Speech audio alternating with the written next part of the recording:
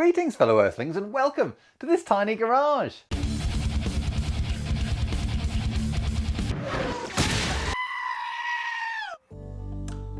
Welcome back everybody. If you are new to the tiny garage, then we just finished rebuilding the engine on this Porsche 911, but all is not well. We have a rough idle, and so last week I put out an emergency call to all of you in the hope that you might have some ideas, and yes, thank you. You had some very good ideas, and so let's go try some.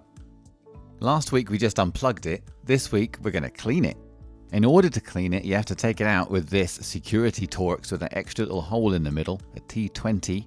Makes them a little more difficult to find. And it has that little extra pole in the center of the Torx to make your life a little more difficult. Thank you, Ferdinand. And the reason why really is that little plastic, that is the mass airflow sensor, that little piece of wire. That thing in my hand at the Porsche dealer is $1,000, hence the security Torx. And when you clean these, you're supposed to use the mass airflow special spray that won't melt the plastic and such or leave residue. So cleaned all of that, let it dry, and then you put it back in with the wire towards the ground. Putting our security Torx back in. Now for this vacuum leak test, I actually unplugged the MAF. I want to show you something at the end. So here we go, it's running terribly. But then you just take some spray. This is electronic spray. It has some heptane in it. And when I sprayed it just over there, the engine kind of perked up a little. That is a sign that I have a vacuum leak there, and that spray has been sucked into the engine. And look at that, when I plug the MAF back in, it dies. I mean it. Hit that subscribe button. If anyone mentions smoke machine, I immediately grab my emergency stash of fog juice and await further instructions. According to you kind subscriber folk, baby oil is easier to get and smells better. For this you will need a pickle jar. Thank you Michael Catapang for this recipe. And you'll need an old sock. The hair is not necessary. There it is there, and I put all of that 14 ounces of baby oil into my 24 ounce pickle jar. This is version 2. I killed my spare soldering iron. This is now my new spare soldering iron.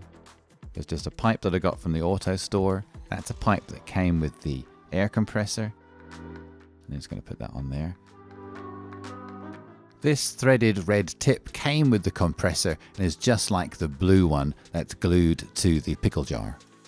And I'm going to use that to force air into the jar, and that's going to force the smoke from my sock and baby oil combo out of the black hose, hopefully.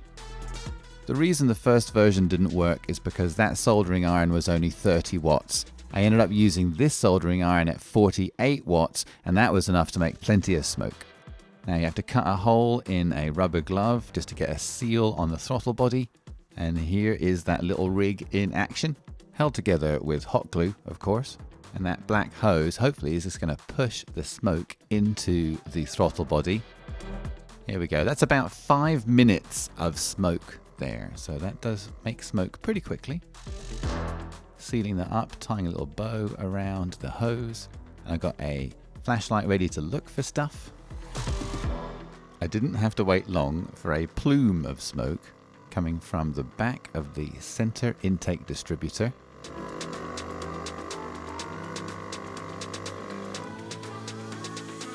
I put the little borescope back there. You can see pretty easily that there's a hole. It doesn't meet properly. Not good. Well, good really, because at least we can see a problem.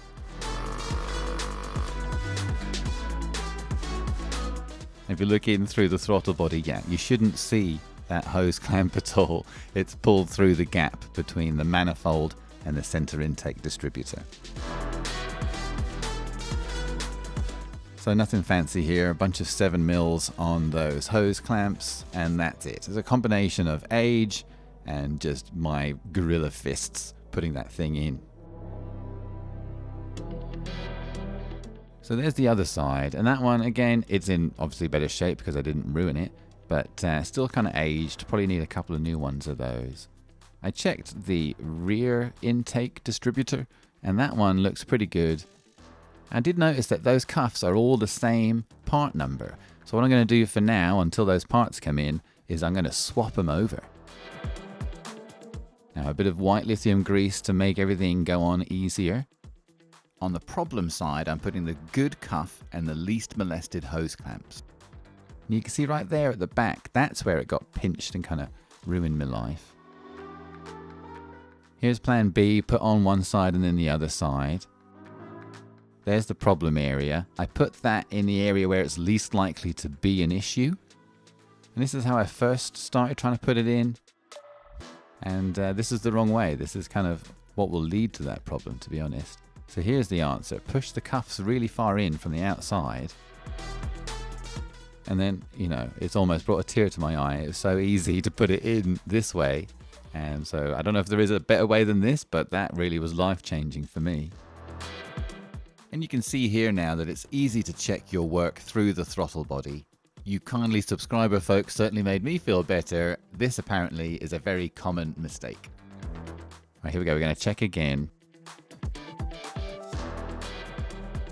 Right, so nothing coming from the intake distributor, but over here, that's the brake booster vacuum line. Now, if you remember from episode 7, we found that this had some weird black sealy stuff on it, and I didn't know if that was normal or not. I guess we know now that someone has been trying to fix this problem in the past. This part here, I don't know if it's supposed to have an O-ring on it, but I'm going to put one on there for now, just so we can take it off the list and see what else is going on.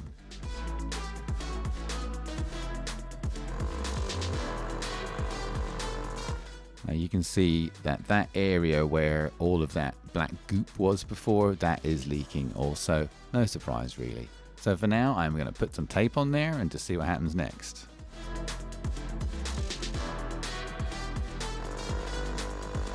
So that was it. I put more tape on for now.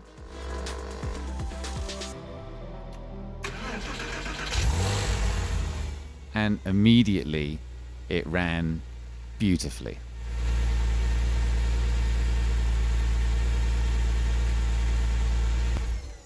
Wow.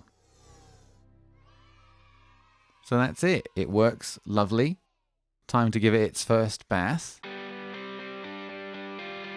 It turns out the sunroof does work fine. There's a little plastic panel that holds the switch, and one of those tabs is broken, so the switch pushes through annoyingly.